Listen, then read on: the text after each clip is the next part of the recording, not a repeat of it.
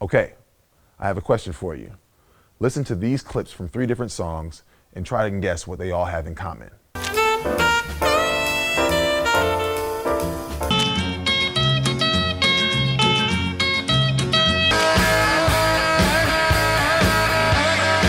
Could you figure it out? Whether directly or indirectly, all of these songs were inspired in some way by blues music. But how are all these songs that sound so different influenced by the same music?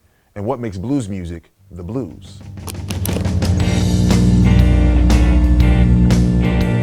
Because if you don't like the blues, you don't like your mama. Because this is the root of music, man. It's like cooking potatoes. You may fry them, you may bake them, you may cut them up, you may smash them, but they're still potatoes. Gritty guitar solos, wailing harmonicas, and soulful lyrics about life's hardships are all part of what makes people love the blues. But how did this music start, and why is it so important to American music? The answer to this question can be found deep in the Mississippi Delta of the American South, where the blues was born sometime in the late 1800s. Even after slavery officially ended, poverty and unjust laws kept people from full freedom. Many former slaves stayed in the South and continued to work in difficult conditions. People sang spirituals at church and worked songs in the field to help deal with the daily struggles. Over time, this music developed into what people now call the blues. Most blues musicians were farm workers by day and would play at blues bars called juke joints by night. The earliest form of the blues was often referred to as country blues or Delta blues, and this style usually had a solo singer who would also either play the harmonica or bottleneck slide guitar.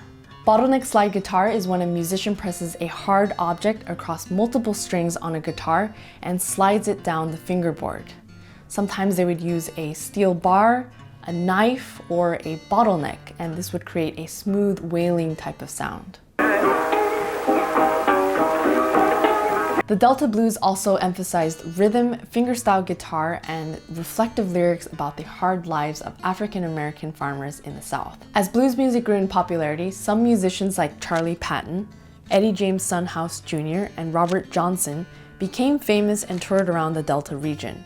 Later, blues musicians started performing in Memphis, Tennessee to establish their careers. This included famous bluesmen like B.B. King and John Lee Hooker. During what's known as the Great Migration from 1910 to 1970, millions of African Americans tried to escape the racism and Jim Crow laws of the South by moving to northern cities. Many moved to the city of Chicago in particular. Blues musicians like Howlin' Wolf, Willie Dixon, and Muddy Waters made this journey and brought the blues with them. They also developed a new Chicago blues sound. Chicago blues was basically the same style of blues played in the Delta, except played more energetically with an electric guitar, sometimes a bass guitar, piano, and drums. Listen to this clip from Robert Johnson's Delta blues style song, I Believe I'll Dust My Broom, recorded in 1936. I'm gonna write a letter, telephone every town I know. Now listen to a 1966 version of the same song in a more Chicago style by Howlin' Wolf. I'm gonna write a letter, telephone every town I know. Now this Chicago style would later have an influence on rock and roll, but we'll talk more about that later. What gives you the blues, Nahre? When they run out of peanut butter jelly? Oh wow, you know me really well now. How much experience do you have playing the blues? That is a very interesting question because it's also asking me how much experience do I have playing gospel, rock and roll, R&B, soul. It's all music. intertwined. Yeah. I actually did an episode on my channel on the blues a year ago. And since then, I've learned a lot about blues. Okay. About the blues as a genre and also the form. How would you say blues music and your realm of classical music are related? The way that melody is formed over chords, how it's elaborating upon different chords, different chord progression, I think that's where the similarity is. Right, right. So what is it that makes blues music sound bluesy? Well, let's take a look at the scale that's most commonly found in blues songs, which is a 6-note scale based off of a 5-note scale. That 5-note scale either being the major pentatonic scale or the minor one. And as you can hear, these 5-note scales are quite different than the 7-note scales that you most commonly hear in Western music. Now going back to the major pentatonic scale, To that, we're going to add a flat 3 from the root note. So that'll sound like this. To the minor one, we're going to add the flat 5 from the root note, and that'll sound like this. Another important part of the blues is the form, and most blues will follow a 12-bar blues chord progression, which is based around 3 different chords. Those chords in C major will be C, the 1 chord, F, the 4 chord, and G, the 5 chord. And these chords will be repeated in a specific order, most commonly with a flat 7 as well. So a C7, F7, and G7. And that'll sound like this. C7 for 4 measures, 3, 4, F7 for 2, C7 for 2, G7 for 1, F7 for 1, and back to C7 for 2. Of course, improvisation is a huge part of the blues and no tune is complete without it, so I'm going to give it a shot.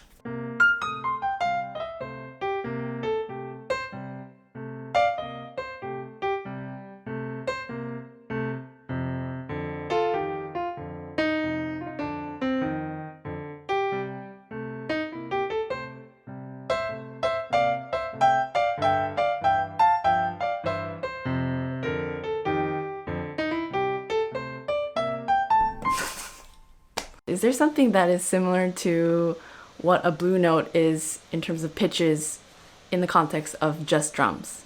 Absolutely. With pitch is like if you're playing in between a C and a C sharp, there's a note in between the C and the C sharp. A blue note in rhythm would be like if it's directly on the beat, or there's notes in between the quantized beats that you could still ride with. Another important element of blues is its AAB lyrical structure. Let's go back to the Robert Johnson track, I Believe I'll Dust My Broom. I'm gonna get up in the morning. I believe I'll dust my broom. Now, do you know what lyrics come next? I'm gonna get up in the morning. I believe I'll dust my broom. It's the first line repeated.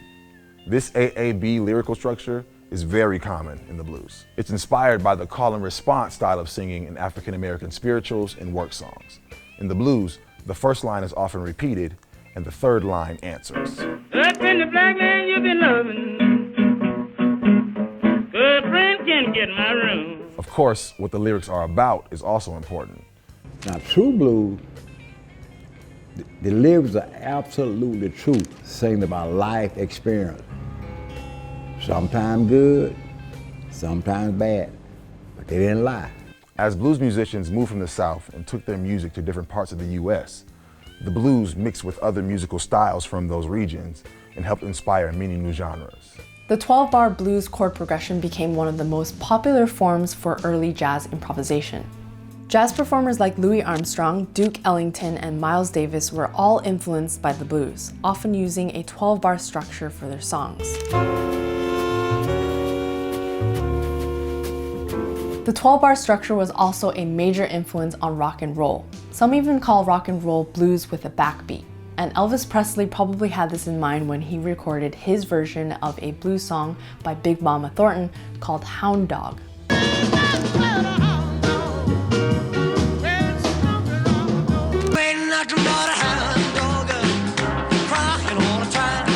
Blues also inspired other rock and pop artists, such as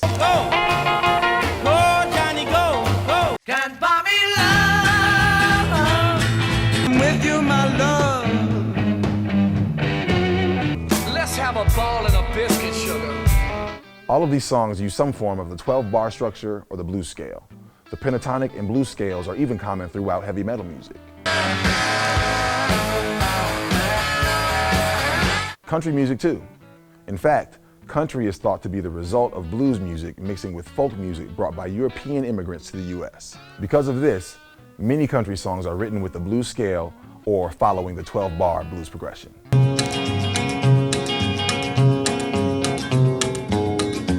Blues, here we go. Blues. I was thinking we don't have to do classic blues. We'll just have our own twist to it. That's what it is. We just gotta let creation happen. I mean, we always do. So our song contains the 12-bar blues chord progression as well as the blues scale, and some other elements of the blues were included but with our own twist. For example, the wailing type of sound of the bottleneck slide guitar got translated into this type of synth sound, which I think has this squiggle and has that wailing quality. And obviously the other parts are quite not traditional, but we tried to go with sounds that have this laid back yet yearning type of quality.